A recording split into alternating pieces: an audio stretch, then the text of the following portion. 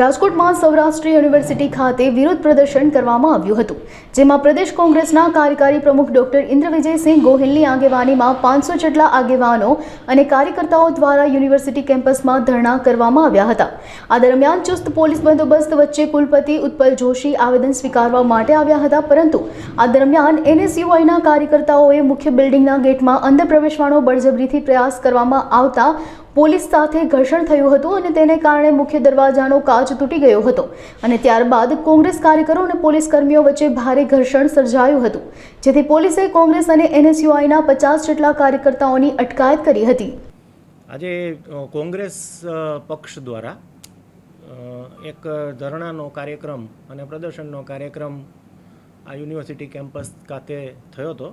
એની અંદર એમણે એમની રજૂઆતો જે છે યુનિવર્સિટીને આપેલી છે અને એમાં બે ચાર બીજા મુદ્દાઓ જે છે એમાં ખાસ કરીને જે કોમન એડમિશન પોર્ટલ છે જીકાસનું, એની પ્રક્રિયા ધીમી ચાલે છે અથવા એ પ્રક્રિયા બંધ કરવી જોઈએ, આવી બધી એમની રજૂઆતો હતી। એ સિવાય યુનિવર્સિટીને લગતા અમુક પરીક્ષાને લગતા પીએચડીને લગતા એમના જે કંઈ મુદ્દાઓ હતા આની એક એ લોકોએ આવેદનપત્ર અમને આપ્યું છે।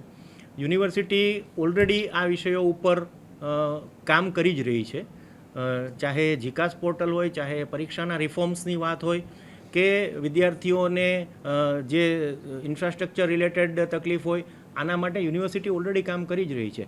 એટલે આ દિશાની અંદર યુનિવર્સિટીનું સ્ટેન્ડ બહુ ક્લિયર છે, નહીં એ અયોગ્ય છે, શિસ્તભંગ ન થવી જોઈએ। જ્યારે એમના જે કંઈ નેતાઓ હતા કોંગ્રેસ પક્ષના, એમને શાંતિપૂર્ણ રીતે યુનિવર્સિટીએ સત્તાધીશોએ એમની માગણી, એમની રજૂઆતો જે છે એ સાંભળી છે, એમનેથી એમને સંતોષ હતો, પરંતુ એમની સ્ટુડન્ટ પાંખ જે છે એનએસયુઆઈ, એમણે પછી અંદર આવવાનો પ્રયત્ન કર્યો।